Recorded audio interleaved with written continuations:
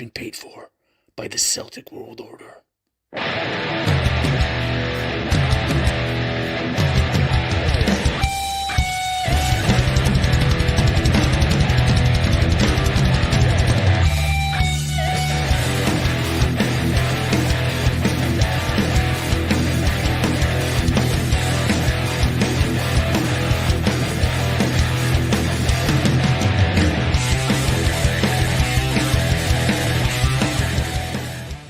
Hello, good evening, and welcome back once again to Celtic World Order. I'm always Steve O'Matt, and I hear we're going to have a wee bit of a chat, a wee bit of a breakdown of something around the transfer window that's coming up.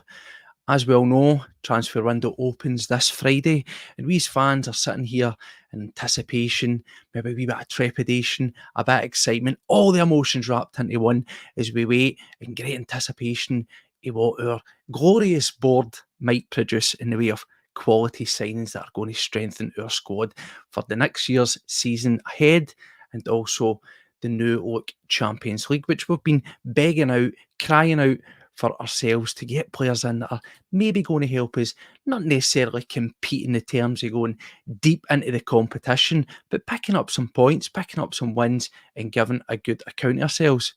Now, as attractive and as fun as the good side of the transfer window is getting those players in, we've also got to look at the flip side of that, because a football club and a squad cannot just continually buy and add to that.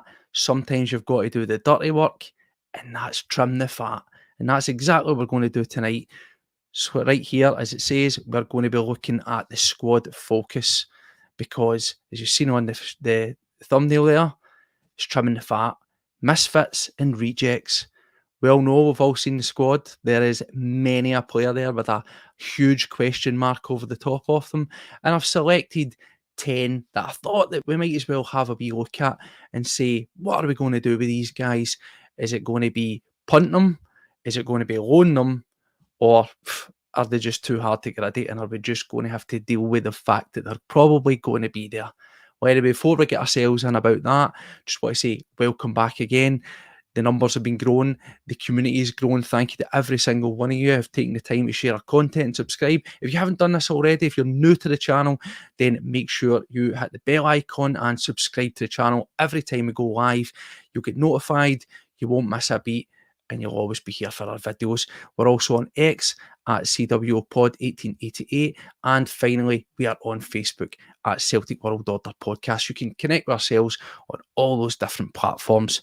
So, as it says there, trimming the fat, the misfits, the rejects, the people have been pushed aside. What are we going to do with them? Because as I did say there, some of these guys that we're going to look at, there might be some actual value in them. We might be able to claw some of that money back. Some of them, we might just have to give up on them. But that's what we need to do. We heard the manager say it. He says, as well as bringing in quality players, we also need to thin the squad a wee bit. I've said it time and time again on this podcast. If you go and you look at the first team squad as per the Celtic website, it's close to about 40 players, and that simply is not maintainable. It's insane, and you can't just keep going out and adding to that and adding to that and adding to that. You've got to cut the cloth. You've got to get rid of some folk. You've got to move some folk on if you can financially. Sometimes, as I've suggested as well, you might as well just go with that and tear up the contract, particularly for some of these low earners. Now, before we crack on to the names that I've selected here, there is a few who I have excluded from it. They might come up in the comments. If you've got any thoughts on any of these players, let us know, and we'll try and get as many of them up on screen as we can. So for the benefit of this going ahead, I have excluded Yang from it. Personally, you all know my thoughts if you've watched this here. I'm not a massive Yang fan, but he did feature enough to make me think that perhaps they might just keep him around, and also own Thiago home. I've not included him in there as well, because again, I don't feel that we've really seen too much of him, and he could be someone that into that season 2 of Rodgers that we maybe see a sort of wee bit of development and he might want to keep around. And last but not least, the infamous Alexandro Bernabei. He's not been included because as it stands until deep into December, he is on loan out in Argentina. So in some cases, he's kind of already out the picture. So we're just going to start for the back and work our way forward. I've selected 10 names, as you've probably seen there for the thumbnail. Some of them you might think, that guy's got a future. Some of them you might just be like me and you've completely given up on them. So the first one, let's just start right for the back. It's Benjamin Siegrist.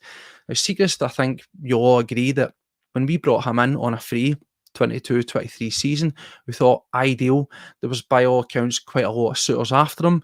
He was quite positive. He was quite a good goalkeeper at Dundee United. He always gave a good account of himself, but he's not really been able to break into the squad at all. Some people always have been in the notion that he should maybe be given a bit more game time, that he's maybe been hard done by, but it's hard to tell.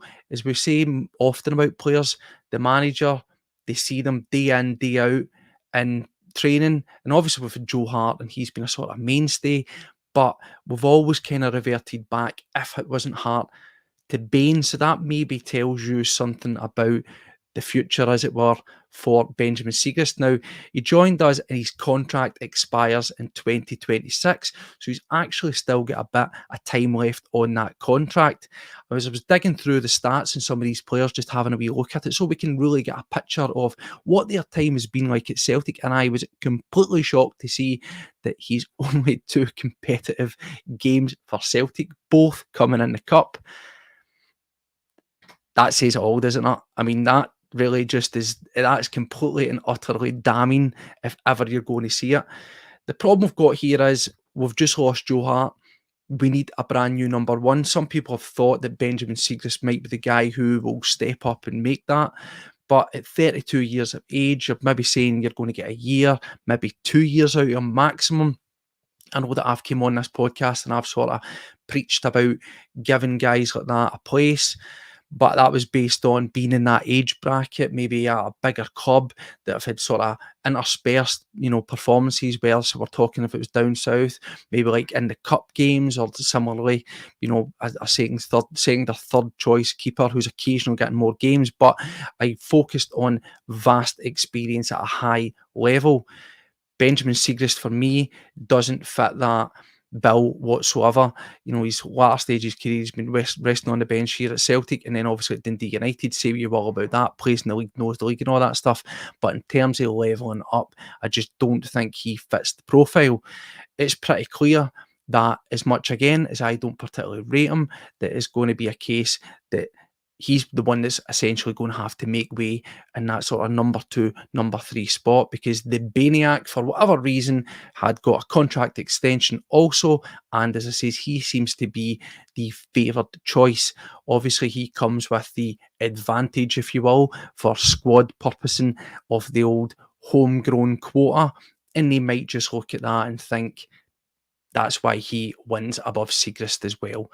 So in terms of Siegrist, there has apparently been some interest in him. I believe Aberdeen were sort of looking as one of the teams that maybe fancied, had an eye on him, and then just general interest from elsewhere that didn't really quite materialise. I think there was actually a point where a club wanted to take him on loan for something stupid like a month as an emergency, which just made absolutely no sense to us. It probably wasn't financially economical. It was just completely and utterly pointless.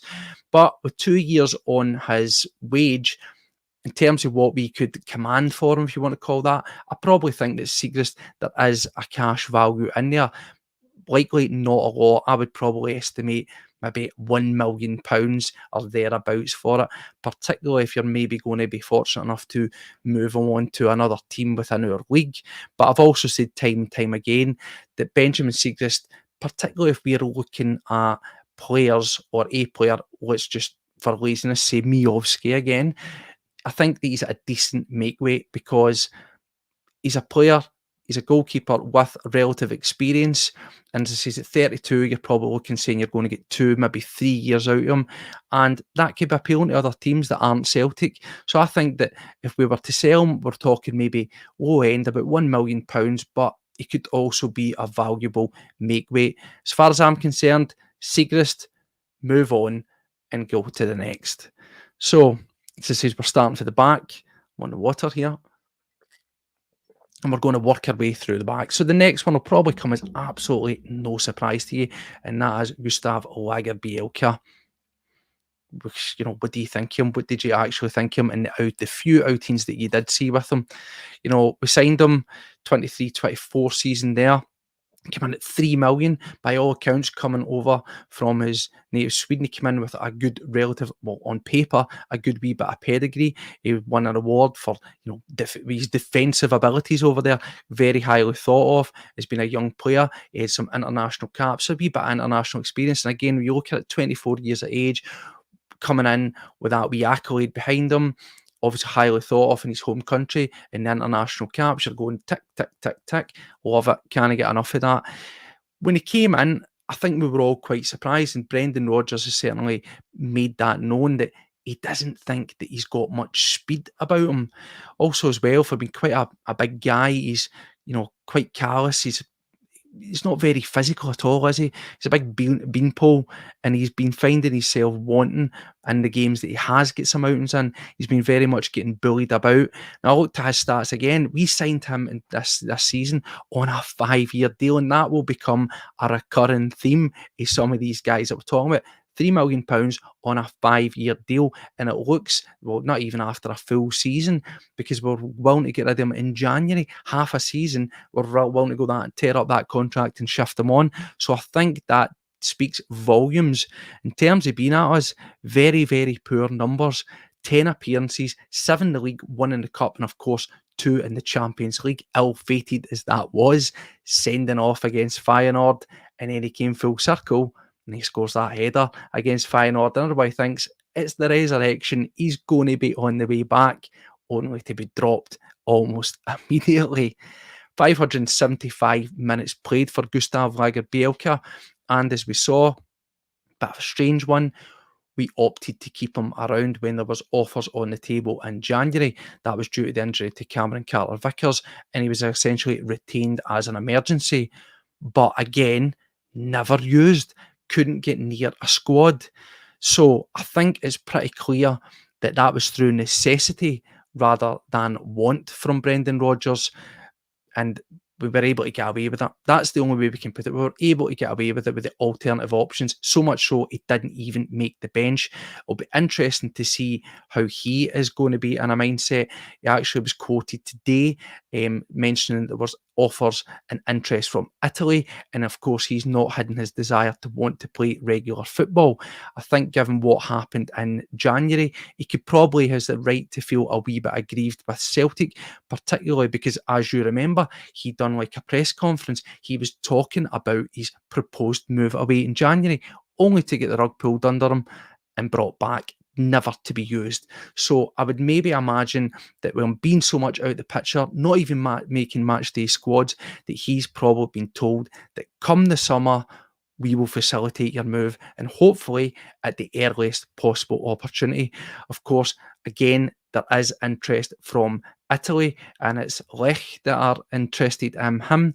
Should they come back for him, we've got to ask ourselves, what could we ask in terms of a fee? Now, as I say, it's £3 million in a 5-year contract. He's got 4 years left to run.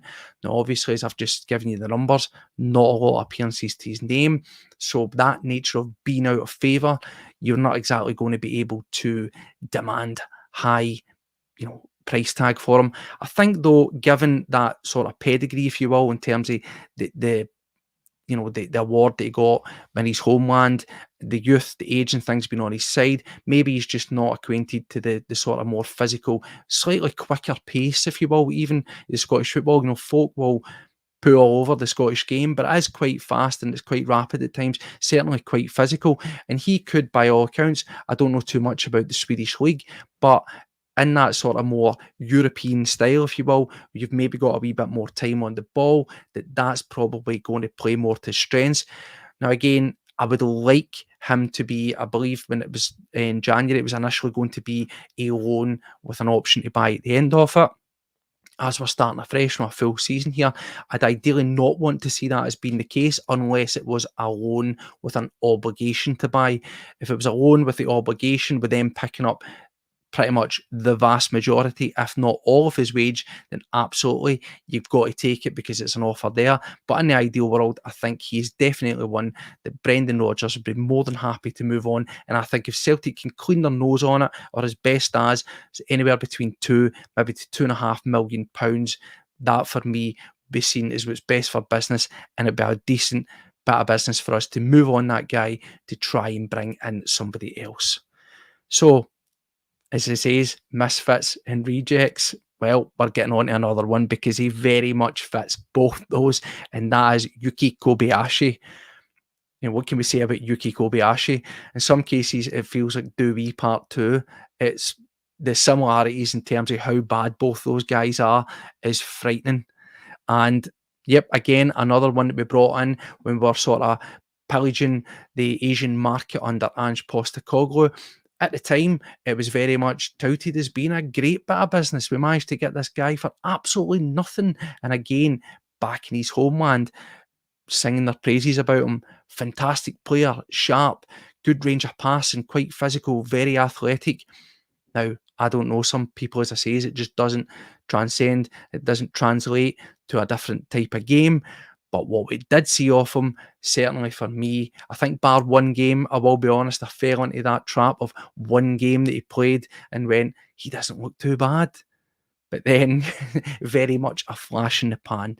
Says joined again on a 5-year deal. Now, the only benefit of Yuki Kobayashi is the fact that there was no fee really up front. There was no massive amount of money paid. It was negligible, if at all. Since that time, he's played 584 minutes for Celtic, believe it or not, with 7 appearances, only the 5 in the league and 2 in the cup. Certainly, he's been an absolute ghost since those 7 appearances, never making a matchday squad, barely seen around the place. And again, there was talk of him going back to Japan. I think by all accounts, that's probably the best option for him. I don't think he's, well, certainly, I don't need to say I don't think, I know that he'll have not done enough to even merit any sort of club, certainly over this side of town, whether it's Scotland or down in England, even want to take a look at him. I think much like Ideguchi, his best path back is to go back to the J League, because as we've said before, and we've discussed some of the Japanese players on this podcast, in some respects there's usually a wee bit of fail-safe there, because more often than not, their initial club that they came from or clubs within the league are more than willing to take them back. Obviously says the next to nothing fee there is what's in our benefits, and being on a 5-year deal again, he's another guy that if you just clean your nose, anything between 150k up to that 500k, if you are able to get it, you are doing well. But he's a guy that I think you've just got to let go and try to get back. I'll say this a few times with some of these guys. I think that Kobayashi, he's a kind of player that for me, it's such a no cost to Celtic at the front end, and obviously he's probably going to be on a negligible wage. Still a good wage that certainly you or I would bite somebody's hand off for, but in comparison to some of his cohorts around him, he's going to be a relatively low earner. So he is the kind of guy that even with 4 years left on his contract, if you can't find him a suitor to move him on, you probably could pay him off for a very small amount, because I don't think the total sum of his contract over those remaining 4 years is going to be anything astronomical. You could give him a severance of a sort of goodwill payment and get him moved on if that's what you need to do. And as I've said before, I've always been a huge advocate of doing that. People might see that as being wasting money, but if you add up the total amount that you're likely to pay these players over the period of contract, which Celtic tend to do, we tend to hold on guys like to the very death, and they've paid them up and let them go, save some money in the grand scale of things, give them a wee payoff and get them out the door. In terms of the next one that we're going to look at, it's another defender. It's a real player that, I don't want to know what folk are thinking about him, but he seems to really polarise. Now, we often say that with our homegrown players that we measure them to a different standard, maybe unfairly so. And certainly, you could maybe argue that about the next guy, which is Stephen Welsh. Now, one thing I would say about Stephen Welsh is he has managed to survive many managers. Since breaking through in the 19 to 20 season, he's only made 66 appearances for Celtic over various managers, total of 4,964 minutes under his belt. But he's never truly been able to step up, cement a place down, and look anything more than a bit part player. Now, what's always interested me about Stephen Welsh is that he is very inconsistent. He shows flashes of, wow, he could step up, he could be a vital player for Celtic, but then, in the flip of a coin, it's like a disaster. We saw that this season. He came in the games in Europe and he looked absolutely solid. Games against Rangers looked very reliable. But then any other times he got in, it just wasn't quite working.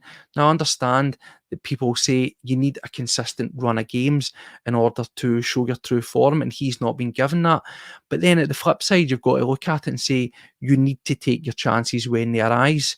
At a club like Celtic, when guys are getting bought in, and they're playing well, the likes of your Carter Vickers will be spent significant money on, but then you've got your surprise breakthroughs like your Scales. He came in, I didn't think it was ever going to happen. I'm sure a lot of you guys didn't think it was going to happen, but he definitely grabbed his chance with both hands and made himself essentially undroppable, ahead of the likes of, we've just said there, Lagerbielke, who we forked out 3 million for, Nawrocki, but 4 million for. He was able to take his chance, prove a point, and kick on. Welsh, as you've seen over many seasons, he's been given ample opportunity to really show that he has got that. And that's the thing. He's not taking that. And as 420 saying there, Scales has done well. He never gave up. I'm not necessarily saying that Welsh has given up, but any chances that he's got and come in, he's not really showed something solid enough to make himself dependable. Now, over the period that he's been at Celtic, over the past sort of 2 seasons, there has been interest in him. Obviously, there was the links to Udinese, there was the links to Toulouse as well in France, but more recently, despite the injury, there's been talk that those 2 aforementioned clubs would still be interested in including various teams in the MLS.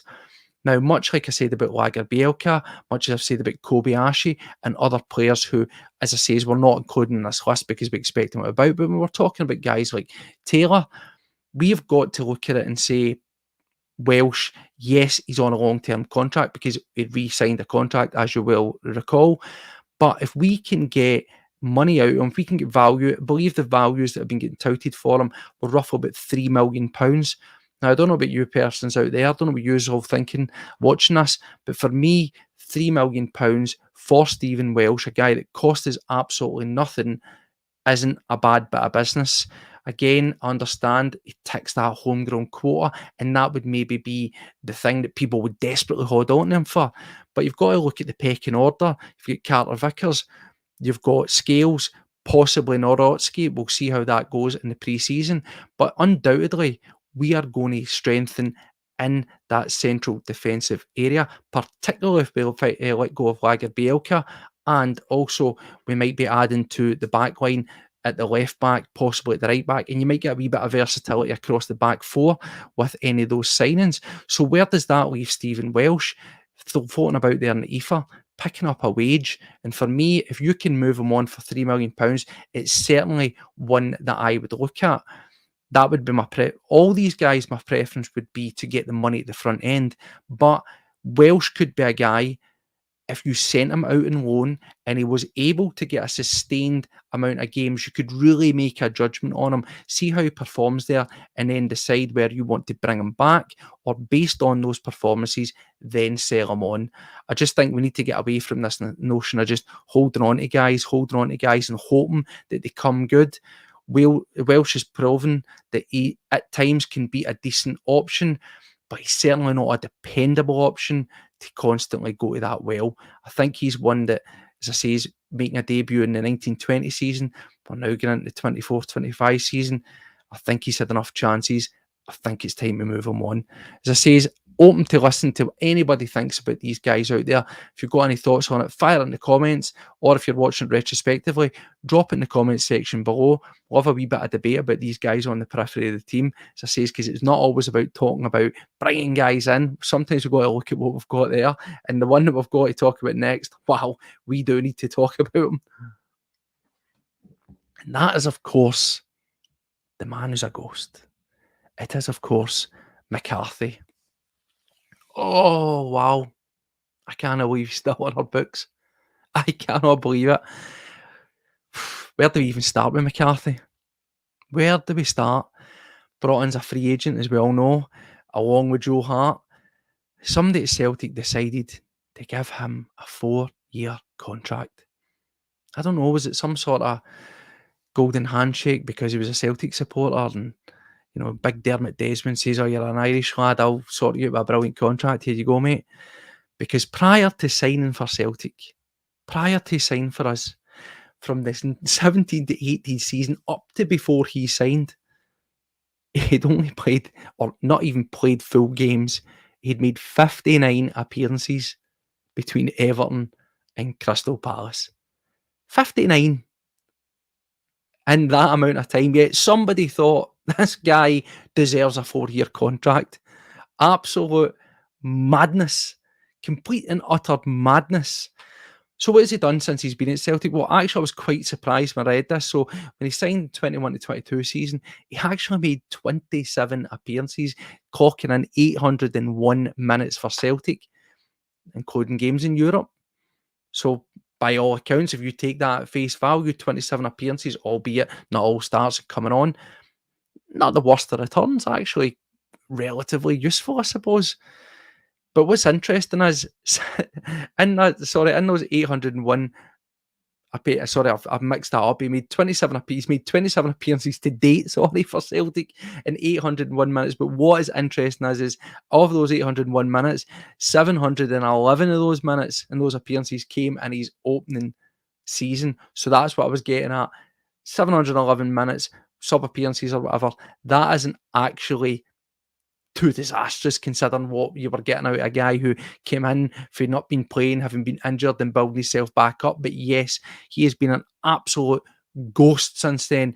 And I don't care what anybody says. Again, I'm not privy to the facts, the figures, but McCarthy's not going to be on a stinking wage, is he?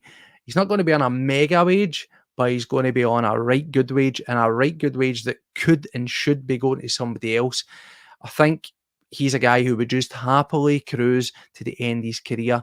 But action really has to be taken with McCarthy as far as I'm concerned. And he is prime for that payoff, as I was saying, because I do not see anybody, any team who are going to come across with some money for him and give him a contract at this stage in his career. He's literally someone who you have just got to cut your losses on, pay him off, and get him out the door sooner rather than later. We can't afford to have deadwood like that there. As JJ's saying, money for nothing, complete and utter deadwood. And McCarthy, he is the epitome of deadwood. We've spoken about guys like Kobayashi and Lagerbielke, but, you know, McCarthy, come on. He was just a wild signing. Some people did at the time put Joe Hart into that category, but he went on and proved us all wrong. McCarthy, on the other hand, it's actually beyond embarrassing now. So McCarthy, for me, he has to go. Who else needs to go? Well, tell me what you think of him. Kwon. Remember Kwon? Remember when we signed him and he was quoted as saying about how he was going to be the best player at Celtic and then move on to bigger, brighter things? It raised a lot of eyebrows at the time. I certainly laughed it off and thought, I kind of half like your confidence, mate. There was obviously a wee bit, of course, that it's maybe been lost in translation, and that really wasn't the intention of it there. But Kwon, yeah, another disastrous signing. Again, another one similar to Kobayashi, similar to Kwon. No, sorry, Yang. It was that jumping all in, hoping that anything was going to be working out of the Asian markets. Just jump on that bandwagon. Kwon, for me, you know, I'm sorry, scouts and scouting systems, they exist, yes, but how do you really seriously scout a guy in the second division of the Korean league? I just don't know how it happens. Who's got that data analysis? Who's retaining that data on these guys? And who looked at Kwon and thought, yep, let's get involved here. Let's buy him and let's pay a circa 1 million quid for him and give him a 5-year deal. I think this was just the absolute classic Celtic of old. There it is. Absolutely, Paddy. I've been saying it for time and time again. The Kwon artist, because that is what he is. He is con Celtic. Absolutely terrible. Kwon comes in, 5-year deal, 5 years for Kwon at 23 years age. Again, this is just, it's like paint by numbers. Celtic, if we were told at the time, remember, and hopefully that's something that's been abolished, but supposedly it came out that Celtic scouting was given a profile, a certain age, a certain price range, and it was all based on get them in cheap, develop them, and sell them on.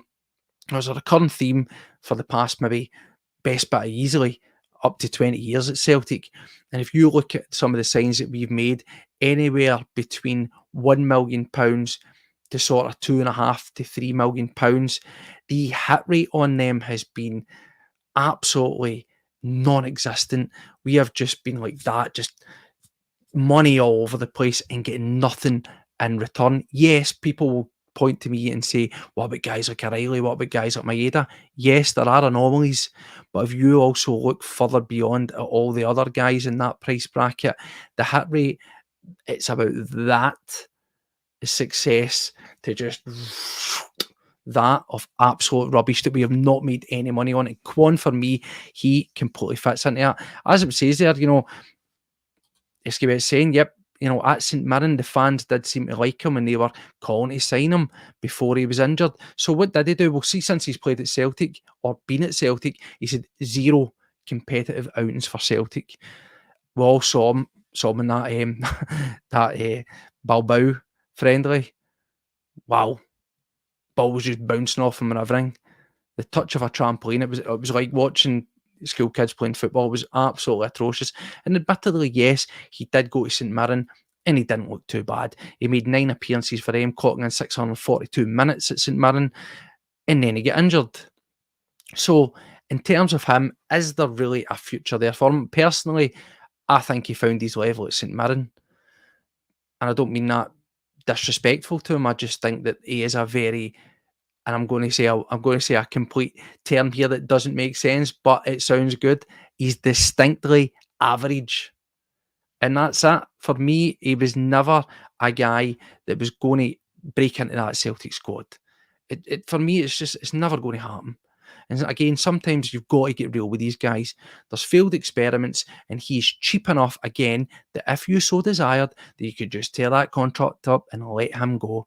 In terms of what he's earning, is he making a huge wedge? I wouldn't think so. I really, really wouldn't think so. I think that he would be very average, couple of grand a week. Now, could a St Mirren pay that? Possibly not. But if there is a market there for him and he's someone that they could return back there on loan, again, with a view of saying to him, look, essentially, you go there on loan, mate, but we are looking to sell you on and get them moved on. I think you've got to sit down with these guys. You've got to have frank and honest conversations. Again, yes, a 5-year deal, but I genuinely think that over the piece, he's a guy who you could very easily write his contract off. Paddy's saying he reckons he heard it was about 4k a week. Again, yep, do you know what? That is a lot of money when you put that over, in 4 years. But again, it's all about cutting the cloth. He has 23. Does he just sit at Celtic and cash in a wage and leave Celtic at 25, 26 and just hope to get a club? Chances are no. So again, he might be a guy that if you cannot get him, a move to the likes of St Mirren or anybody else in their league that's perhaps maybe saw something in him when he was at St Mirren, to either take him on the loan or certainly give you a couple of 100k for him, that you might want to see if you can revisit to sending him back over to Korea or somewhere else over in the sort of Asian football sort of scene. Because certainly, as far as I'm concerned, he's just another waste of money. He's somebody that is just cashing in a cheque that needs to go. Now, the last few that we're going to talk about are technically flair players, so you might be able to get rid of them. And the first one's one that people were shouting out for, that were confused about. We all saw the highlight reel, and it's amazing. YouTube videos can make you look completely brilliant, can't they? And that's, of course, Marco Tilio. Whatever happened to Marco Tilio? Again, one of those guys was brought in under the Ange regime. It would have been interesting to see if Ange was still about, if he was likely ever going to feature. It's really, really hard to tell. Certainly when he arrived and folks scoffed at it because he says he looked overweight. But I think if we are being kind of honest, well, he did. Now, Marco Tilio wasn't exactly like a barrel, was he? He wasn't massively fat or anything like that. But in terms of being a winger, supposedly a all-round athlete, he did look like he was carrying a wee bit of lumber. You know, kind of if you cast your mind back to when we says Griffiths is carrying a bit of lumber, it's not that they're actually massively fat, it's just they're maybe a wee bit bloated, a wee bit of gut, and a wee bit slow for what they're supposed to be. And certainly from what I saw of Marco Tilio, he looked that way. Now he's another strange one of this bizarre signing policy that we seem to have, and we've shelled out £1.5 million for him. And we gave him a 5-year contract. Just looked at that 5-year contract for everybody. 5 years for you, 5 years for you, 5 years for you. You want your grand 5 years for her? And oh, that's just what Celtic done. The mad 5-year contract. It seems really, really strange that 5 year has been our go-to. The problem with that is quite clear, isn't it? I get the idea that you maybe, if you hope for these guys and you want to tie them in, you know, we gave 5-year contracts to Carter Vickers, we gave 5-year contract to Maeda, we gave 5-year contract to O'Reilly. Why? Because they'd proven that they were good and we wanted to give ourselves a buffer to sell them on. When you're buying a guy like Kwon for 800k or Tilio for 1.5 million, why are you giving them 5-year contracts? You know, 3 was always the go-to. And then if they're crap after one season, you can get a bit of get out. Now, what's interesting is this perception with Tilio. He made 2 appearances for Celtic at a mere 27 minutes before we went, nah, you're out here, mate, and sent him back to Melbourne. And again, there's this misconception, Paddy said it, that he's playing a blinder. Well, I hate to break it to you because he's not, you know, since he's been there, he has played 4 games, scored 1 goal. 212 minutes on the pitch. It's a myth. Marco Tilio is a myth. What do we do with him? Because I tell you what, I don't see teams like Melbourne giving you the £1.5 million back. And I certainly think that if Brendan Rodgers was so quick to ship him out and keep around guys like Yang, who we've mentioned throughout the course of the season on this podcast, if he's willing to keep Yang over Tilio, and what does that tell you? So again, is he a guy that is going to come back to us in the summer, maybe get himself fit, play some of the bounce games, play some of the friendlies and show a wee bit more? Now, it's hard to tell. As I say, the highlight reel makes you look amazing, but it's hard to tell when you look at him. Really hard to tell if he's going to get a chance. By all accounts, I would like to say bring him back, give the manager those games to really look at him and make an assessment on him. And if it looks all right, you maybe keep him about, because we have definitely struggled in terms of the wing-back positions. So not wing-back, the winging positions. And that's why, obviously, you know, James Forrest came out of absolutely nowhere and showed all our guys how it was done. I'm not saying that Tilio is definitely the answer. Personally, all these guys on this list, I'll say it right now, all these guys, spoiler alert, I'd get rid of them if I could. Whether that was paying off the guys, whether it was getting them out on a loan with an obligation to buy, or whether it was just straight up selling them on and taking a loss if need be. Tilio, as I say, is because he's so few games between Celtic and then going out on loan, he'll maybe need to come back, reset and retry. But he could be one of those guys that it just doesn't work out for him, and that he eventually does just have to go back and play over in Australia again. Again, as I said with Kwon, maybe that is his level. That's no disrespect to the league over in Australia. By all accounts, don't know enough about it. It could well be fairly competitive, but of his highlight reel, you know, he's running pretty much unchallenged in some of these, and I don't think it's because it's brilliant fast feet or trickery. It's just garbage defending. So I really, really don't know. I mean, that is true. He did come to us when he's injured again, which is a very strange signing policy to bring in a guy who was injured. Perhaps it was something that was pre-agreed with no real choice on the matter. But how long do we give these guys to settle? That is the question. And the one thing that I would say is when the manager has made a decision on him so quickly, for me, it doesn't really bode well for his hopes going forward. We'll call Tilio a big question mark just for the benefit of the doubt situation here. But I essentially think he is one who, if not, come the end of the summer transfer window, that he could just be lingering about. And come the January, you might find that he goes back out on loan again. So another one from one winger to another, it's Sajad Haksabanovic. Another guy, what do we say about him? What can you say about Haksabanovic? Paddy and I have sat here and spoke about Haksabanovic when we were comparing him very much to Palma. And, I think both of us sort of says, for us, they were much of a muchness. They were pretty much the same player in many ways. For being a winger, quite sort of heavy-footed, slightly different than Haksabanovic maybe was more prone to trying to take on a player that Palma was. But in terms of being really dynamic and really diverse, they offered very little. And again, this is another player that Brendan Rodgers very, very quickly made a decision on and was happy to see going out the door. Now, there is a slight upshot to Haksabanovic. We signed him 22-23 season, came in under Ange, got him from Ruben Kazan. Obviously, everything was going on over there. We managed to get him in. They signed him for $5 million, but due to all those nasty circumstances that were going on over there, we were able to get him a steal at £1.7 million.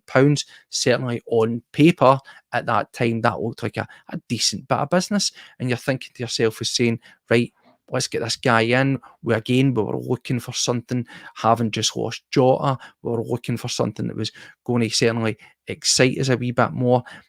It's not really, it's not really sort of worked out for him, has it? To be honest, 5-year deal again, but the offset of that, as I say, is at 1.7 million, having been technically a bargain from Ruben Kazan. It wasn't too bad, and I think he's the kind of player that you probably could clean your nose on. For Celtic, he's had 42 shots at it with us. He's had 42 outings, mixed from starts and subs appearances, 5 goals, and that roughly is 1,350 odd minutes that he's been on the pitch. But again, he's not shown enough for the manager to really want to keep him around. And here's the thing, and that's to say, are these guys that are number 10, Palma's the same? But unfortunately, that's not the position they're getting played in, and that is not the position they will find themselves getting played in. So I understand that certain players, you can't take a left back, fire him up front, and expect him to be a striker. But what I would say is for guys like Palma, guys like Haksabanovic that are supposedly skillful players, good attacking players, adapt and find a way to make it work for them. Neither of them, for me, have particularly done it. Now, somebody actually tried to lambast me because I says that Palma, for me, was very one-dimensional. Paddy said he was a one-trick pony, and people were able to point us to their stat attack about goals and assists.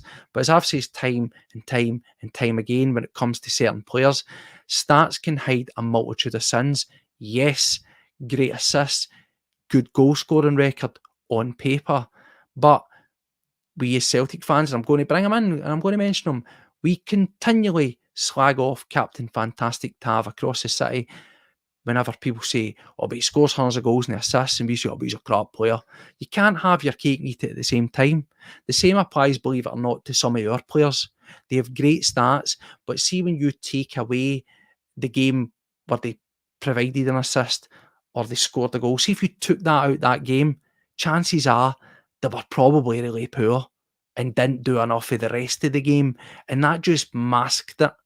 So for me, I think that's very much the situation that we find ourselves with Haksabanovic. I haven't included Palma in it because, again, he is a guy that, for what I've just said there, Stat-wise, yes, he's keep him about, but also we paid a fair whack for him, and I think he's somebody that needs to develop, and he needs to get a right good pre-season under him, get drilled in what he expects out of him, and then see what he does.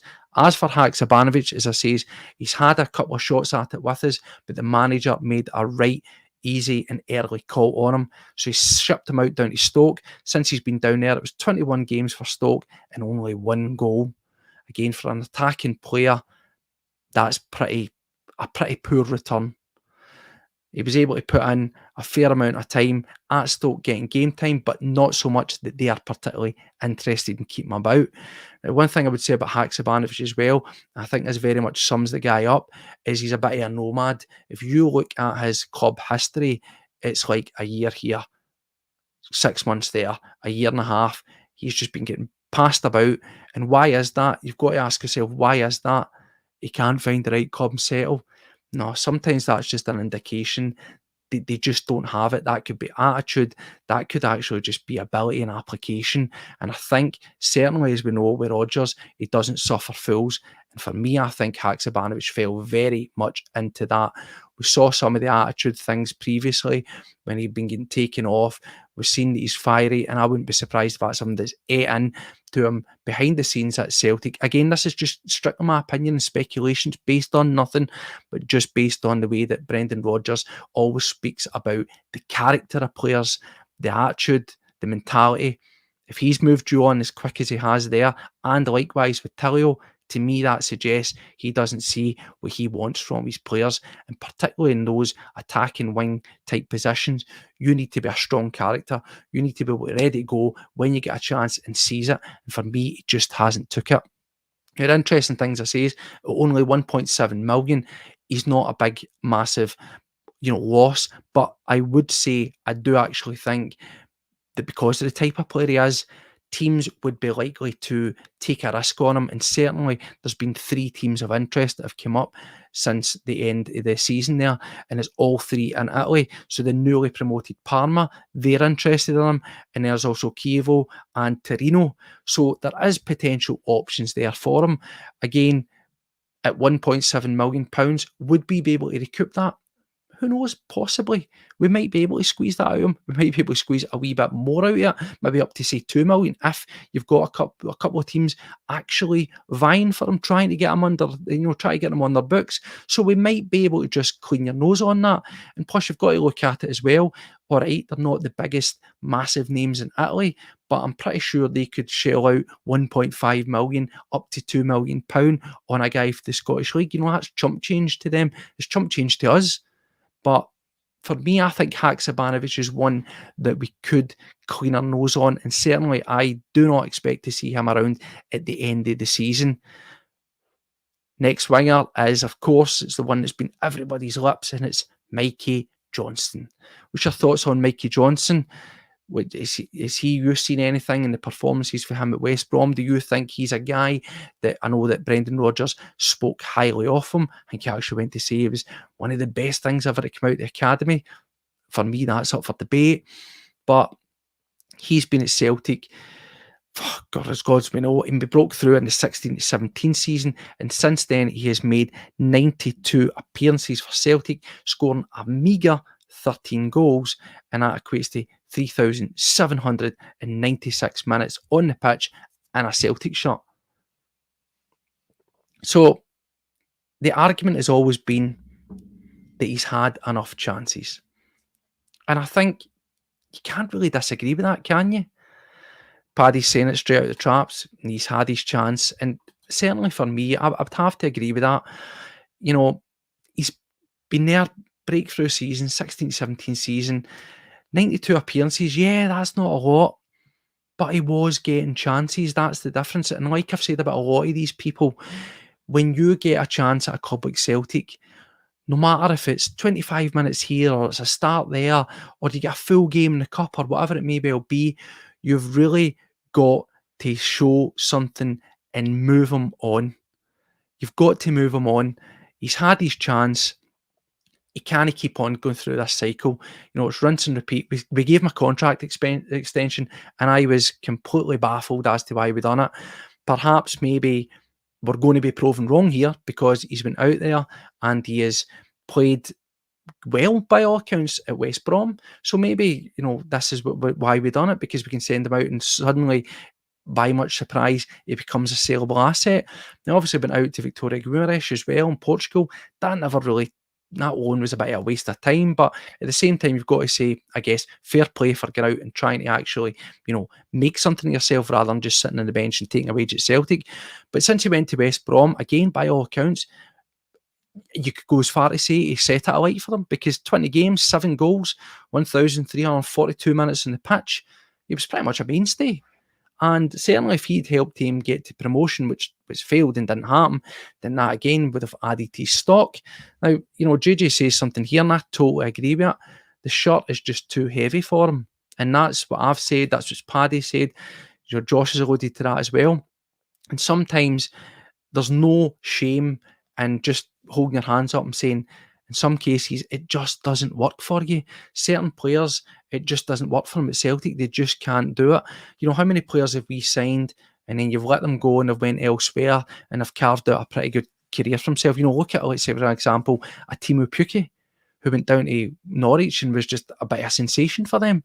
Some players, it just doesn't work out for them. And I think Mikey Johnson, the expectancy's been so high on him for so long, he's never been able to do it. Multiple managers, multiple chances, and he's never really been able to show it. You've had the wee occasional flash where he's, maybe skinned a couple of players and scored an absolute worldie, or he's maybe had, a decent game. Think to the last time he's playing, he scores 2 goals, for example, and you think, fair play, but it's too little, too late. You can't just keep on hoping that that's going to kick on. And any chances that he had got recently at Celtic, he played and went, he played really well, and he was given a chance the next week, and it was like back to square one. It's all about consistency at a club like Celtic, and he is just a guy for me that he's had multiple chances. And as I say, the one thing that's interesting is he's actually found themselves to become something of a sellable asset. Now, here's the thing as well that's been said, and I don't want us to ever be the fallback. It was mentioned when I said that about Welsh. Obviously, it's been mentioned about even McCarthy, right? And certainly is now getting mentioned about it's not a reason to keep these guys around. Bear in mind, when you declare a squad, you can add guys into that squad who you are never going to play, right? That's just the nature of it. So if you get guys like, say, Frame or Montgomery or the likes, stick them in. Just stick them in. You're never going to play them, but they're part of your squad and they meet that quota. So there are ways to work around this. Just because we're talking about them meeting a Scottish quota for the Champions League doesn't mean they have to be guys that are playing, because the chances are, if we kept around Welsh in the Champions League squad and Mikey Johnson, they're not going to play. So offset that. Use some of your younger guys, bring them in, and hopefully, touch wood, we can see sort of more younger guys maybe getting a chance and getting themselves in around the squad. We're talking about this pathway and we're talking about trying to develop players on. Let's start to see that. Let's try and push on some of the guys who might have promised rather than go back to guys who we thought had promised, i.e. Mikey Johnson. But as I say, the interesting thing is there's a couple of things that have been swirling about there. Supposedly West Brom are keen on retaining him. In terms of what that figure is, it's completely unknown. However, rumours are stating that it could be around about £4.5 to £5 million.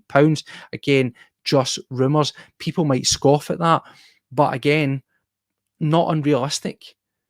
Bear in mind, it's only a small sample size of 20 games, but 7 goals. But by all accounts, he was putting in man-of-the-match performances in the Championship, and he was proven that he could be depended on for West Brom. And that wouldn't have just been teams like West Brom, who was looking at him saying there's maybe something there. That would also be the teams in the Championship that he's playing alongside, that he was playing against, looking at and thinking, that guy's actually not too bad. He could be cheap. Now, I'm not saying he's definitely going to get sold, but I do think he's proven to be at least something that there's a wee bit of value in for Celtic. There was also a swirling rumour again, completely unsubstantiated, where there was a suggestion that Norwich were actually quite taken by him. And again, like I've says about the likes of Segrist, there is a certain cash value there, if you will. And I think that he could potentially be used as a make weight in another deal, whether that's somebody we were looking at from, the Championship. We don't know. Rodgers, as we say, with his eye and his contacts in British football, he might be looking to someone in the Championship, and Mikey Johnson could be looked upon as being a make weight. Certainly as well, the question could be asked with the Adam Ida deal. If Norwich did like what they saw, he could be used as a decent make weight. So for me, Mikey Johnson, as we've said and seen the comments there, as far as I'm concerned, Mikey Johnson's time is up. I expect him to come back, as he will, obviously, and he'll run out with Celtic during the pre-season. But for me, that's going to be nothing more than just to get him back to being fit, back to being sharp and ready to move on to hopefully what his next club is going to be. So, last name, and it was asked here, is O on my list? Yes, he is. He is the last player. Oh, I got another guy. The end of the season, he just turned into a complete and utter ghost. Nowhere to be seen after getting a bit of a chance and a crack at the whip at the start of the season. So again, another player that joined us in the 22-23 season. I think at that time, we were all crying out for an excellent backup striker to Kyogo. And probably when we were looking at the players that were apparently in profile in the Korean sort of market, he was not the one that we wanted. But we did end up with him, as Paddy says. Oh no, indeed. I don't know. He really splits. He really splits the fan base. What do you think, Oh? What's your thoughts on him out there? Do you think he's somebody that does have a future, or much are you like myself? Again, like I said with Haksabanovic, like I said with Tilio, like I've said with Kwon, that the manager's looked at and he's very quickly decided, nah, not for me, and that's why he's completely disappeared. As we say, signed him in the 22-23 season, and again, let's all say it together, a 5-year deal, because that's just the new deal. 5's the new 3 with Celtic. Since then, it's cost us £2.5 million. Insane. Again, classic example, Celtic cheaping out £2.5 million, hoping, young, exciting, let's get him in cheap, score a barrel load, move him on. Didn't quite work out that way, did he? Now, O is one of these players that, like some of the other guys that I've mentioned, he has shown very rarely, but he has shown some moments of good striking ability where you've went, oh, that was a damn good goal. Well done, mate. But a lot of his goals are trundled into the net and falling all over the place and stuff. And this is the thing, when we look at him, now, here's the thing, and this has just come up here. Yep, do you know what? As I said before, stats can, like I said with, sorry, beside with Palmer, I was talking about Palmer, talking about Haksabanovic. Stats are great, stats are useful, but for me, you're either all in on stats, they're the gospel to you, or you still use the good old eyeball test. And I always like to use the eyeball test. And as I says, Alan Morrison, fair play. Do you know what? The guy puts in a lot of hard work with that. He puts in a lot of hard work, and he puts out the stats and puts out his show. Fair play. I respect that. I respect anybody that's putting out Celtic related content. But as I says, stats aren't the be all and end all. And I think sometimes as football fans and in the modern game of football, we can get too tied up in stats, XG, and this and that and the next thing. The old eyeball test, what you see with your eyes doesn't lie. And if you say Ida or O and you look at the two of them together, there is no comparison. And that's not just recency bias with Ida, but there is so much more to Adam Ida than there is O. Adam Ida, yes, he looks a bit raw. He's not without his faults, he's not without his mistakes, but his game awareness, his positioning, his physicality, his hold-up play, generally all encompassing the key elements that you want from a striker, he is at a higher level than O is, certainly in my opinion, and no level of stats are going to change that for me on that. Exactly, Anton. Talent can't be judged by numbers. And that's, as I say, is absolutely no disrespect to anybody that likes to look into stats or puts heavy value on them. But for me, not good enough. He's had 47 appearances for Celtic. He scored 12 goals and he's been on the pitch 1,313 minutes. Now, that, by all accounts, you can look at that ratio and say that's not too bad, because if most of those have been off the bench, yes, it isn't too bad, but he's also done a lot interspersed with starts where he's been largely ineffective. But the one thing I would say about him is he scored 12 goals, but how many goals should he have scored? And that is one thing you've got to really look at. When you're at a club like Celtic, the amount of chances that get served up to you, 12 goals isn't fantastic over the piece. Over your entire time being here, a season and a half, it's not that impressive. Regardless of how your appearances come about, look at Adam Ida. Look at the amount of goals that he scored in less appearances coming on as a sub. Again, if you want to use numbers, I know what one sounds a bit more impressive. In terms of this season, he did get a crack at the whip. He was on the pitch 26 times for Celtic and he scored 5 goals. Scored some nice goals, but it ultimately wasn't enough for Brendan Rodgers to see anything in him, because he very, very quickly just fell off the edge of a cliff and was nowhere to be seen, barely making a match day squad. We got on Adam Ida as the reinforcement. And other than that, we were turning to guys like James Forrest looking for the goals. So O is one for me that's got a huge question mark over him. I really, really don't know what is going to be happening with O. Again, strictly only rumours, but having been part of the career setup where Jurgen Klinsmann was in charge, he supposedly does see a lot in him, and there has been rumours that he's been getting sort of touted for a move over to Germany. Clubs not named, but I would imagine possibly you're looking at maybe Bundesliga 2, or if not, one of the sort of lower end teams in the German league. £2.5 million. If you just want to base it simply on stats and say 12 goals and 47 outings for Celtic, largely with a lot of them coming off the bench, that probably is something that you could make marketable to a team. And again, at 23 years of age, you're maybe looking, and particularly if it's maybe over to say the likes of Germany, that's a punt for them. You could maybe get that. You could possibly recoup that back. You could possibly get, if you're taking a small loss on him, maybe £2 million. But again, he might be a player that for me, if he didn't get moved on straight away, he would possibly one who I wouldn't be adverse to doing the old take him out on a season loan with maybe an option, not necessarily an obligation. That would be something that needs to be negotiated to buy at the end of it, because as we say, people say you need to get game time, but it's became very, very clear that he's not really going to get game time at Celtic. Celtic are in the market for a striker. By all accounts, the manager wants to bring back Adam Ida, and we are more than likely going to be adding one other striker to that. If we find ourselves with Kyogo, possibly Ida, and one other, that's only going to shift further down that pecking order. So for me, he is likely to be out of the picture. And as I say, if we can move him on, ideally from the off, that's something that we'd like to explore.